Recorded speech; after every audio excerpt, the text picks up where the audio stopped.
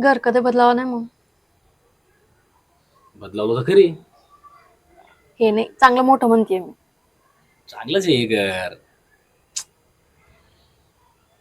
शहाजहानने बायकोसाठी बांधा इथला सुंदर ताजमहाल. शहाजहानने बायकोसाठी बांधा इथला सुंदर ताजमहाल. हम्म.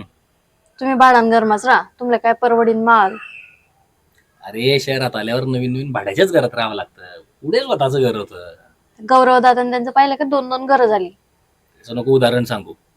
त्याचे मायबाप सरकारी नोकरीले होते, त्यांना पैसे दिले. आपले मायबाप शेतकरी, तेच कस तरी पोट भरताय. सांगून आली. जास्त थोडी मागते, घरच मागते ना मी. अरे पण तुम्ही शहाजहानचा विषय काढला ना. आता ऐक, याच्यावर उत्तर आहे माझ्याकडे. ताजमहाल बी बांधला असता पण समोर पाहिजे तशी मुमताज. ताजमहाल बी बांधला असता पण समोर पाहिजे तशी मुमताज. अहो काही नाही ना, कुत्र बी उंगत नाही, पण त्यांचा ऐश्वर्यासारखा माज. मी माज करते का? नाही करत का?